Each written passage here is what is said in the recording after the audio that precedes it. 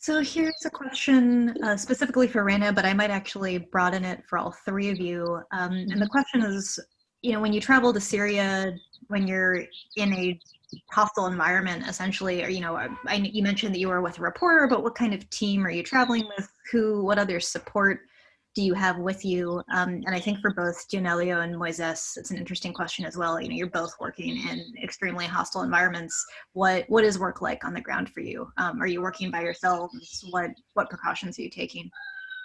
Maybe Moises. Well, oh, sorry, Rena. sorry. Who, No, go ahead, Rena. Moises, if you want to. Okay. Well, in that region of Syria, it's especially tricky because of the powers at play. There's even certain roads that you can't travel to because you can end up in a regime territory. And we crossed into Syria without Syrian visas because we went into the Kurdish territory. And that's a different authority than the Syrian government authority, obviously. So if we were to venture in the Syrian government area, we could have easily been detained, taken, or shot at, or anything else.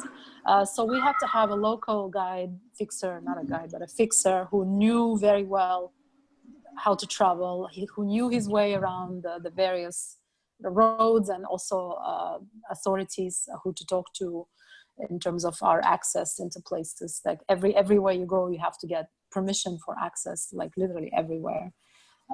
So we had to have someone local with us all the time, and a driver and a reporter. That's it. We had some security, but it wasn't, we didn't have security on the ground with us. There was security kind of checking on us. We had to check in with the online system, but we didn't have security on the ground with us.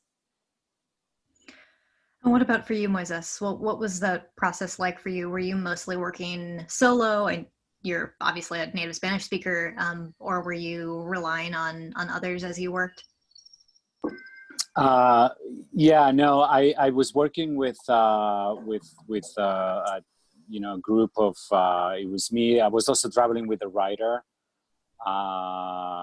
Jason Modlock, who's a very experienced writer that's covered different conflict situations around the world. But I think what really made the difference for us was to have the assistance of an incredibly talented group of local. I was working with a local photographer and a local journalist that worked with El Faro, which is an online publication. It's probably one of the best, well-respected investigative team that's working in El Salvador, working on issues that other publications are don't dare to touch. And so I think for me that was key, and to sort of work as a team with them.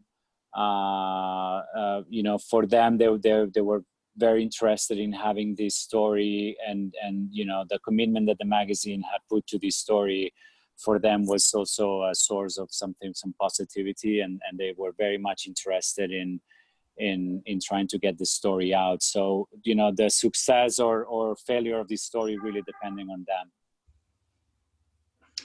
And Dieu, for you, this is your home and your backyard that you're documenting. Obviously, not a safe environment for you at all times. What were the precautions that you needed to take while you were working? Yeah, in the protest, normally the Associated Press Office has 3 departments. They have text, photo, and video. So in the protest, we work together as a team. So we are stronger when police want to fight us, or when the protesters want to fight us. So we are stronger. But working in the ghetto is like, I take the risk for myself, because I just want to walk in the slum, want to see what people are doing, because we find mostly the poor people in that area. So I take the risk by myself, but I have a fixer that I use. Every time I want to go in the ghetto, I call him and ask if the ghetto is okay to come in, or if not. He will tell me the truth. And also, he will go everywhere with me and ask asking the gang people if they accept that I photograph them. Some of them don't. Some of them say, this guy is doing a good job, let him work. So it's the reason most of the gang players, they know me in Haiti. So when I go, I talk to them and I explain them why I am here, why I want to show what they are doing. And they accept, they mostly accept.